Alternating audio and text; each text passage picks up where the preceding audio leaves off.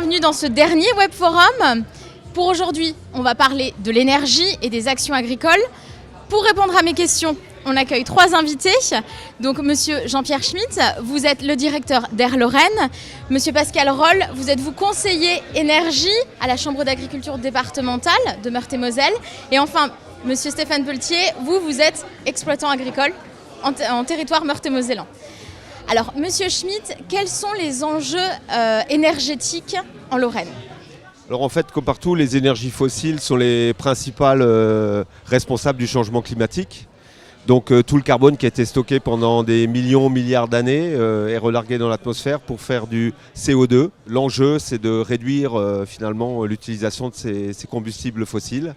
Et l'agriculture participe à ce travail. Donc justement, de quelle façon l'agriculture intervient-elle dans cette problématique ? Alors elle ne représente qu'un faible pourcentage de la consommation d'énergie en Lorraine, mais elle travaille à la fois sur tout ce qui est engins agricoles, tracteurs, tout ce qui va être aussi bâtiments agricoles, mais aussi dans la production d'énergie renouvelable, donc qui n'émettent pas, qui ne rajoutent pas de CO2 dans l'atmosphère. Alors, monsieur Roll, vous travaillez avec tous les acteurs du secteur agricole, en synergie avec ces acteurs-là, de tout ce qui est énergie, source, consommation. De quelle façon, est-ce que c'est déjà une problématique qui préoccupe ? Et ensuite, de quelle façon vous travaillez avec tous ces acteurs du monde agricole ? Alors oui, c'est une préoccupation pour le monde agricole, puisque la Chambre d'agriculture, dès 2006, a commencé à travailler sur le sujet, avec un accompagnement à la fois individuel ou collectif sur les différents volets de l'énergie, c'est-à-dire l'économie d'énergie, mais aussi la production d'énergie renouvelable à partir des ressources de l'agriculture. Donc on a aidé à la mise en œuvre de différents projets qui permettent une économie d'énergie et une production d'énergie.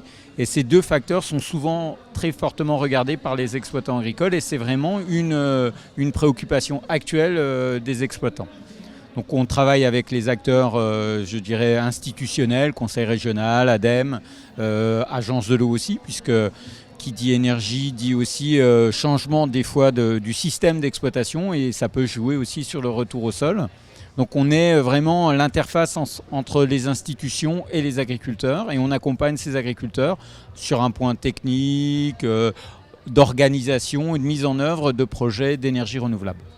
Alors justement, vous, monsieur Pelletier, vous êtes exploitant agricole donc sur le territoire meurthe-et-mosellan. Donc concrètement, dans votre exploitation à vous, est-ce qu'il y a certaines actions que vous allez privilégier à d'autres pour mieux maîtriser l'énergie et sa consommation tout simplement ? Alors tout d'abord, on essaye d'avoir une exploitation le plus autonome possible et la plus vertueuse. Donc de quelle façon ? En 2008, on a commencé déjà à installer des panneaux photovoltaïques sur notre exploitation. On a commencé à produire des énergies renouvelables.